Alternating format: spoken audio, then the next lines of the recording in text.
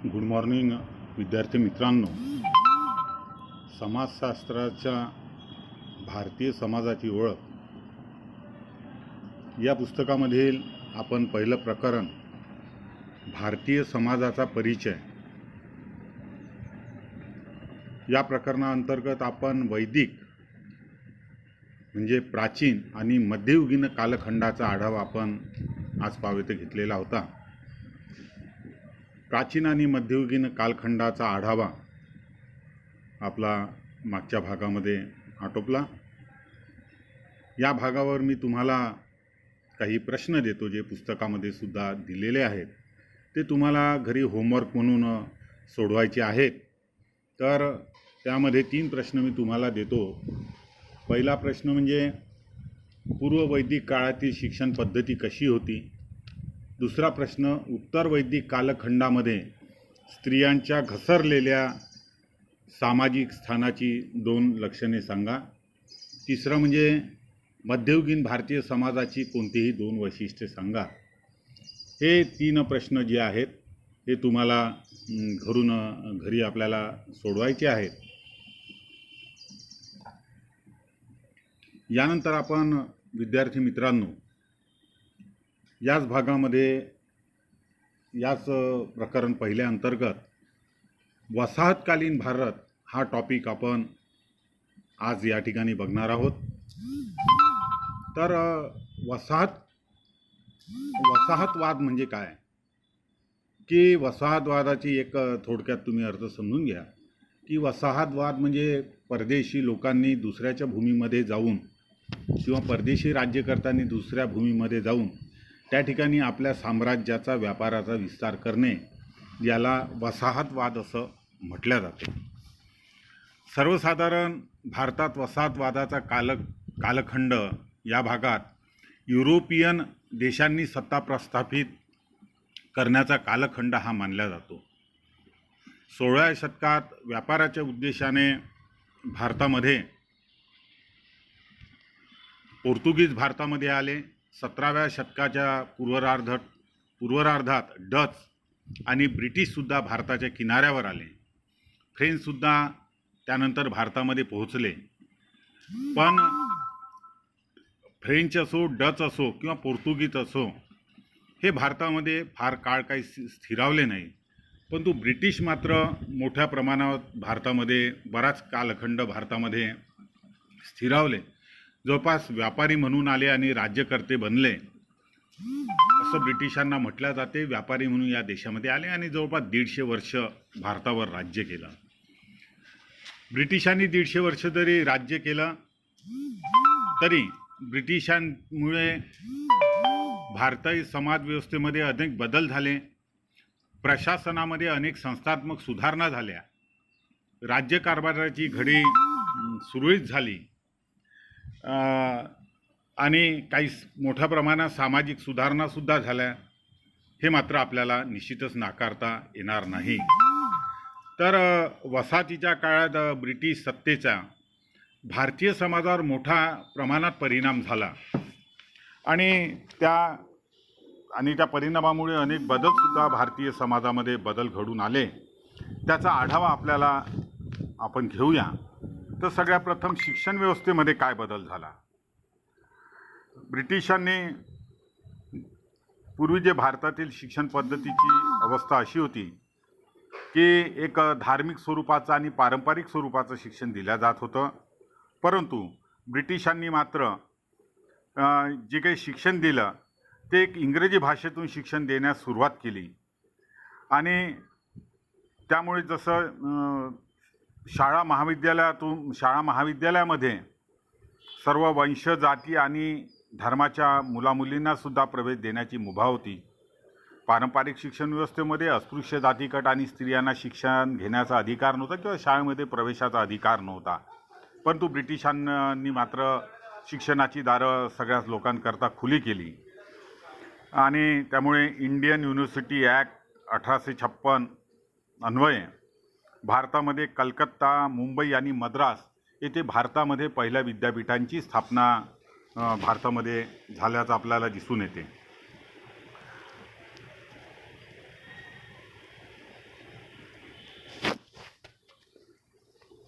तसेच जे काही अभ्यासक्रम होते त्यामध्ये या अभ्यासक्रमामध्ये गणित, विज्ञान, तत्त्वज्ञान, समाजशास्त्र, इतिहास यासारख्या विषयांचा सुद्धा समावेश होता. आणि या शिक्षण पद्धतीमुळे एक बुद्धिजीवी वर्गाचा उदय भारतामध्ये झाला असं म्हणायला आपल्याला हरकत नाही. आणि जे बुद्धिजीवी एक वर्गाचा उदय झाला त्यांनी समाज सुधारणेच्या चळवळीसुद्धा भारतामध्ये राबवल्याचे आपल्याला दिसून येते. तर हे बघितलं आपण शिक्षण पद्धतीमध्ये काय बदल झाला. त्याच्यानंतर आपण बघूया संस्कृती. भारतीय समाजाची एक पारंपरिक स्वरूपाची अशी एक संस्कृती होती, परंतु त्या पारंपरिक स्वरूपाच्या संस्कृतीमध्ये सुद्धा बदल होत गेल्याचं आपल्याला दिसून येते. यामध्ये जर आपण बघितलं तर प्रामुख्याने खाद्य संस्कृती, पेहराव, सामाजिक रीतिरिवाज, वर्तणुकीचे संकेत, दृष्टिकोन, विश्वास प्रणाली, भाषा, खेळ, मनोरंजन इत्यादी सर्वांच्या बाबतीमध्ये बदल झाल्याचं आपल्याला दिसून येते. आणि भारतीयांनी ब्रिटिशांच्या अनेक म्हणजे ब्रिटिशांच्या संस्कृतीचं भारतीय लोकांनी अनुकरण करायला सुद्धा सुरुवात केली. समाजशास्त्रज्ञ डॉक्टर एम एन श्रीनिवास यांनी या प्रक्रियेला या अनुकरणात्मक प्रक्रियेला वेस्टर्नायझेशन म्हणजे पाश्चिमात्यीकरण असं सुद्धा त्यांनी म्हटलेलं आहे. तर अशा पद्धतीने पाश्चिमात्य संस्कृतीचा आपण भारतीय लोक हळूहळू स्वीकार करायला लागलो. सगळ्याच बाबतीत खानपान, रीतिरिवाज, प्रथा, परंपरा, भाषा त्याचं सगळ्याच्या बाबतीत आपण अनुकरण करायला लागलो. याला पाश्चिमात्यकरण असं सुद्धा म्हटल्या जाते. त्यानंतर प्रशासन व्यवस्थेवर काय परिणाम झाला हे आपल्याला बघायचं आहे. या प्रशासन व्यवस्थेमध्ये ब्रिटिशांनी या देशामध्ये राज्यकारभार करण्याच्या दृष्टीने एक नवीन प्रशासकीय यंत्रणा भारतामध्ये उभारली आणि प्रशासनाची नवीन पद्धती रूढ झाली. ब्रिटिश येण्यापूर्वी भारतात एक धार्मिक तत्वावर आधारलेले एक अशा स्वरूपाचं प्रशासन होतं किंवा न्यायव्यवस्था होती. परंतु ब्रिटिश या देशामध्ये आल्यानंतर त्यांनी भारतीय भूमी आणि लोक यांच्यावर कारभार करण्यासाठी आर्थिक सेवा, शिक्षण, महसूल सेवा, प्रशासकीय सेवा यासारखा विविध सेवांचे विभाग त्यांनी स्थापन केले. ब्रिटिशांनी नवीन न्यायव्यवस्थासुद्धा भारतामध्ये स्थापन केल्याचं आपल्याला दिसून येते. या न्यायप्रणालीमध्ये कुठल्याही जातीपातीचा विचार किंवा भेदभाव न करता सगळ्यांना समान न्याय हे तत्त्व यामध्ये स्वीकारण्यात दिसून येते. आणि एवढंच नव्हे तर भारतामध्ये या नवीन न्यायव्यवस्थेमुळे भारतीय लोकांच्या मानसिकतेत सुद्धा बदल होऊ लागला आणि हळूहळू लोकशाही मूल्येसुद्धा भारतामध्ये रुजू लागली. Indian council act, Indian high court act, Indian civil services act 1861 या सर्व कायद्यामुळे कार्यकारी, कायदेविषयक आणि न्यायविषयक प्रशासन पद्धतीमध्ये महत्त्वाचे बदल घडून आल्याचं आपल्याला दिसून येते. त्यानंतर आपण बघूया अर्थव्यवस्थेकडे वळूया. भारतामध्ये ब्रिटिश येण्यापूर्वी पारंपरिक स्वरूपाची अर्थव्यवस्था होती असं आपल्याला म्हणावं लागेल. पारंपरिक स्वरूपाची म्हणजे केवळ उपजीविकेकरता उत्पादन म्हणजे पोट भरण्याकरता उत्पादन अशा स्वरूपाची एक पारंपरिक स्वरूपाची अर्थव्यवस्था होती. परंतु ब्रिटिश या देशामध्ये आल्यानंतर या अर्थव्यवस्थेमध्ये लक्षणीय त्यांनी सुधारणा केल्याचं आपल्याला दिसून येते. म्हणजे प्रामुख्याने येथील कच्चा मालाचा उपयोग करून या ठिकाणी मोठमोठे उद्योगधंद्यांना सुरुवात केली. मोठमोठे त्यांनी कारखाने सुरू केले कच्च्या मालावर, उत्पादनावर आधारित. त्यामध्ये प्रामुख्याने म्हणजे कापड कारखान्यांची निर्मिती झाली, पोलाद कारखान्यांची निर्मिती झाली भारतामध्ये आणि मोठ्या प्रमाणात औद्योगिक कारखान्यांच्या संख्येमध्ये एक लक्षणीय वाढ या ठिकाणी होत गेली. आणि यामुळे असं झालं की या ठिकाणी काम करणाऱ्या लोकांना ज्या ठिकाणी ब्रिटिशांनी काम करायला संधी दिली कुठल्याही प्रकारे जाती धर्माच्या आधारावर त्यांनी भेदभाव केला नाही आणि त्यामुळे जातीनुसार कौशल्य आणि व्यवसाय आणि त्यावर आधारलेले सामाजिक संबंध याची चौकट जी आहे हळूहळू बदलू लागल्याचं आपल्याला दिसून येते. एवढंच नव्हे तर जे पारंपरिक भेदभाव म्हणा किंवा विधी निषेध होते त्याची बंधने हळूहळू मोडकळीस येऊ लागल्याचं आपल्याला दिसून येते. जाती व्यवस्थेवर आघात झाले, उच्च निम्नतेवर आघात झाले आणि एवढंच नव्हे तर शेतीचे निर्वाहप्रधान अर्थव्यवस्थेचे रूपांतर एक व्यापारी शेतीमध्ये झाले असं आपल्याला दिसून येते.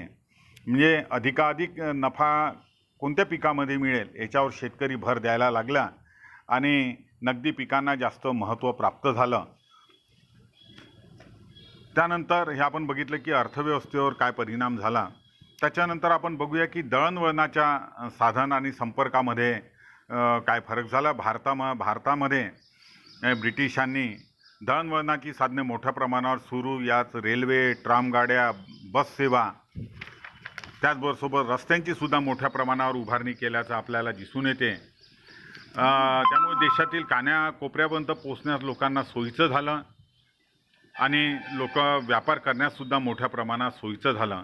1869मध्ये सुएझ कालवा खुला झाल्यामुळे सुद्धा व्यापार वाढला. त्यामुळे भारतातील कच्चा माल इंग्लंडमध्ये पोहोचवणं हे फार सोपी झालं. त्यानंतर आपण बघूया राष्ट्रवादी चळवळ.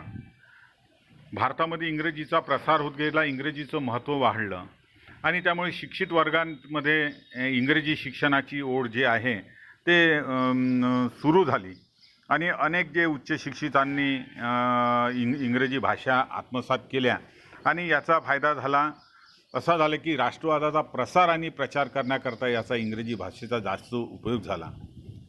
ब्रिटिशांविरुद्ध म्हणजे ज्याला म्हणते ब्रिटिशांच्या अन्यायाविरुद्ध जनजागृती करण्यासाठी समाजसुधारकांनी या इंग्रजी भाषेचा पुरेपूर उपयोग करून घेतल्याचा आपल्याला दिसून येते आणि म्हणून याच भाषेच्या मुळे जनसंपर्कामुळे परकीय ब्रिटिशांच्या सत्तेविरुद्ध निर्माण झालेल्या असंतोषाच्या भावनेमुळे ब्रिटिशांविरुद्ध चले जावचा पुकारा केला गेला आणि भारताच्या स्वातंत्र्य लढ्याला सुद्धा गती मिळाल्याचं आपल्याला दिसून येते. 19व्या शतकामध्ये